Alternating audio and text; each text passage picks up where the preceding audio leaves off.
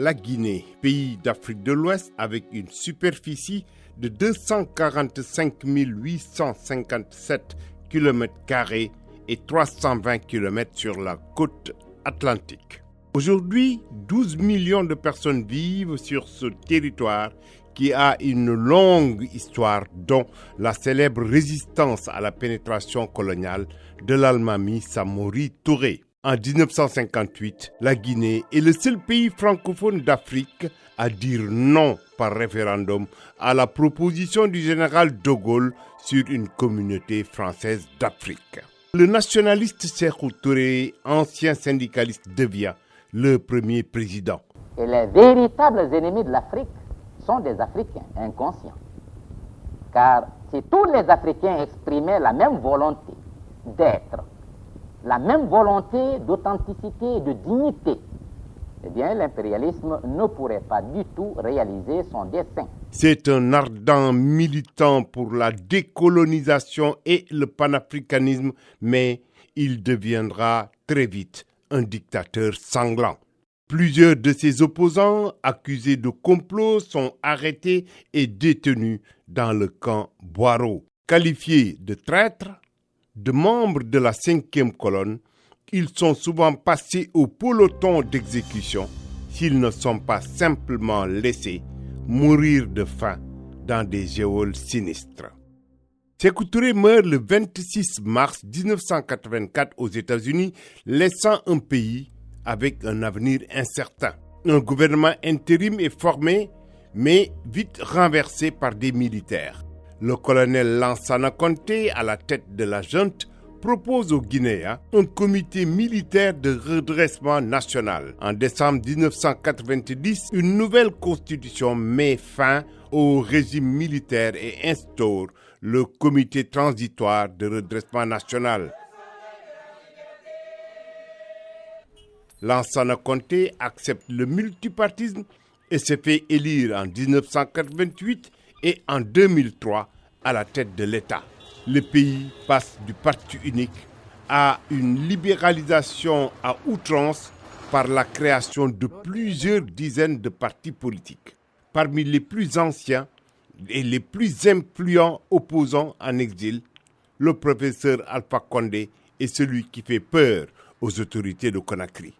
L'opposition perd la présidentielle en 1998 lors des premières élections pluralistes. Alpha Condé est arrêté en 1999 puis condamné en 2000 à 5 ans de prison. Mais la réaction haut la main de Lansana Conté, il doit aussi faire face à plusieurs crises. Le général Conté promet de satisfaire les revendications de jeunes militaires, mais aussi celles des syndicats. Au plan politique, le 27 février 2007, le président Conté nomme le diplomate Lansana Kouyaté Premier ministre. Très affaibli par la maladie pendant plusieurs mois, le général Conté finira par rendre l'âme le 22 décembre 2008. Selon la constitution guinéenne, c'est le président de l'Assemblée nationale, Aboubacar Somparé, qui doit assurer l'intérim à la tête de l'État. Mais comme en 1984, les militaires ne veulent pas céder le pouvoir aux civils. Le capitaine Moussa Dadis Camara prend le pouvoir et installe le Comité national pour la démocratie et le développement. Un tel comportement dénote le manque de respect à l'égard du peuple de Guinée, que nous défendons et protégeons inconditionnellement. Ils envisagent l'intervention des mercenaires venus des pays voisins, qui sont déjà à l'intérieur du territoire. Les conséquences d'une telle action seront à l'actif de ces généraux. Soupçonné par l'opposition d'avoir des ambitions présidentielles, le jeune capitaine fait face à une série de manifestations. Le 28 septembre 2009, plus de 150 personnes sont tuées dans un grand stade de Conakry où des centaines de femmes ont été violées en public. Les éléments de la junte sont accusés d'avoir perpétré ce massacre et dans l'entourage de Dadis Camara, C'est la confusion rythmée par des accusations mutuelles. Le 3 décembre 2009, Moussa Dadis Camara est blessé à la tête par des balles tirées par Toumba Diakité, son aide de camp. Son ministre de la Défense, le général Sekouba Konaté, reprend les rênes du pays. Il faudrait que nos populations se sentent maintenant à l'aise.